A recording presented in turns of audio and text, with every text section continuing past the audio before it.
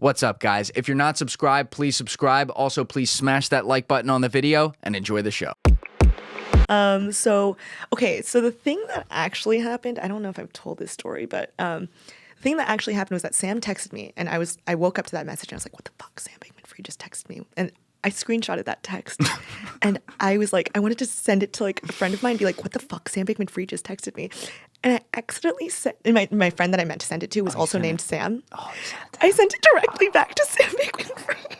You have to, all right, I'm going to teach you a trick right now, okay? Mm-hmm. Whenever there's someone you're worried about accidentally texting, you go into the contacts and you change the front of their name to all caps, do not text. Right? Because then it won't populate right away. That's good. That's good. Yeah, I've done that before. You know how many? I'm so bad with this. I send you know how many random texts people will get from me still to this day that don't actually matter, where I'm like talking in another because I'm like looking over here fast, and then later they're like, "What the fuck does that?" I'm like, "Oh, I'm so fuck." But when it's someone serious like that, that trick changed my life. I think I've done that with ex-boyfriends and just been like, do not text this There you asshole. go. See, just treat everyone like an ex-boyfriend. I'll treat Sam like an ex-boyfriend.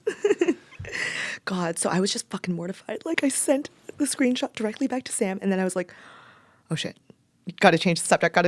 So I was just like, anyway, are you allowed visitors? I just was like trying to think of the next thing I could logically ask him.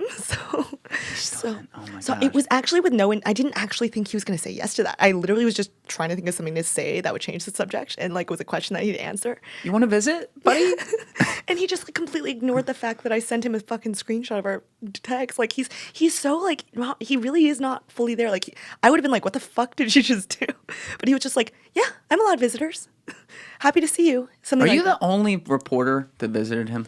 No. So, I mean, Michael Lewis visited him. Well, yeah, that doesn't count. He was literally living with him. Yeah, but like, besides that. No, there's a handful of like one-off sort of reporters. Like, but you were the first. I was the first, other than Michael Lewis. Michael Lewis was right there when Sam landed. He was waiting right in the fucking book while he landed on the plane. Sam, how are you, buddy? Exactly. We'll talk about Michael later. That was the first besides Michael. Oof.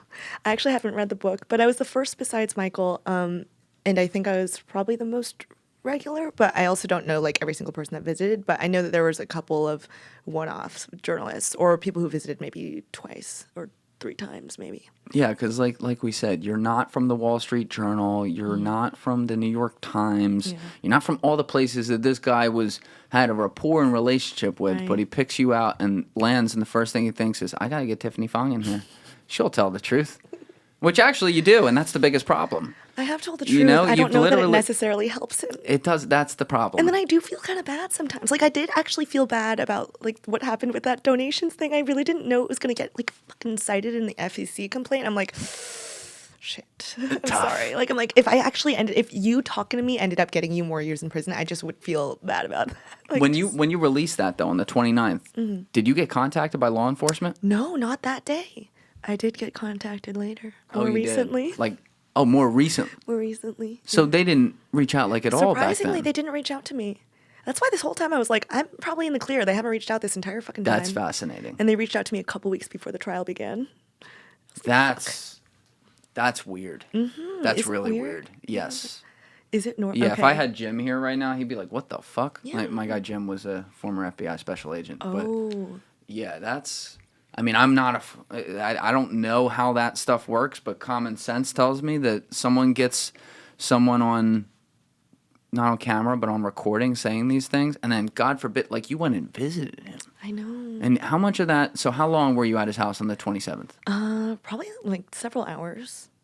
Wow. Yeah. All right, what happens when you go, like, do you just show up? Do they, like, does he open the door, like, hey? My pants, yeah. Well, I was, like, shitting my pants the first time I was going to visit him, because I was like, I've never visited someone on house arrest. How the fuck does this work? And, like, so, and it's a long fucking Uber drive, or it was a long Uber. Every time I visited Sam, it fucking cost me so much money, because I was in San Francisco, Uber to Stanford. Worth it. I haven't actually monetized it, but worth it. But I need, okay, so... I got to his house. There was a fucking police barricade around his entire street, and there were police cars just like sitting in the car. Yes. Yeah. So I had to like approach the barricade, and I was like, "Hi, I'm here to see Sam." They were like, "Name?" I had to. We got one. Yeah, exactly. And then like I gave them my ID, and A policeman escorted me to Sam's door from the barricade, and then I just like waited outside, rang the doorbell, and then Sam opens the door in like his little t-shirt, his little shorts, and his little ankle monitor, just looking so nerdy, so small. I didn't know he was so small. He's like pretty small. He's not tall. He's not a tall guy. Maybe like 5'9". Okay. Being optimistic, maybe 5'8". Right. Very short, not very menacing at all. Well, I definitely didn't think that. And what does he say? Like, "Hi, Tiffany." Yeah, pretty much. That was a good impersonation. Okay. It's right around his. I worked on his it a little vocal bit. tone. Yeah, it's pretty good. It's pretty good. You're like, I did this in the mirror 20 times. Yeah. And then we talked for a really long time. I also like was trying to make it last as long as possible because I was like, I spent $100 fucking to get here. You better fucking talk to me. I'm like, I'm not going home. Sam, throw me a couple. Like, I know. You cover my Uber. Is that cool? He never once offered to even call my Uber back to my apartment. I'm like, fucking drunk men I meet at bars offer to fucking pay for my Uber. Well, home. at this point, does he have any funds available? That's the thing. He That's says he actually doesn't. Fair. He actually sent me a screenshot of his bank account along with his Amazon purchase history and wrote me. What? He wrote a doc. It wasn't like written for me, but he sent me a document he wrote. When did he send you his Amazon purchase history? January 27th, I believe. I have sent some regrettable texts in my life and sent information that I have no idea why I did. I can assure you I've never sent someone my Amazon purchase history. Make an Excel document of your Amazon purchase. Oh, he made an Excel document of it. What was he trying to prove? He did just send me, in January, he's just sent me a lot of his personal writings, and he was just basically trying to retell the story of everything that happened. The documents, like, started from, like, him being in high school at math camp and went all the way, through like FTX, Alameda, and the collapse. And there were a bunch of little side documents attached that, some of them were sort of comical. Like I was just like, you fucking included your Amazon purchase history. And yeah, they were just a bunch of other documents. So it's probably like close to 300 pages of writing. 300. Yeah. How many people you think got that besides you?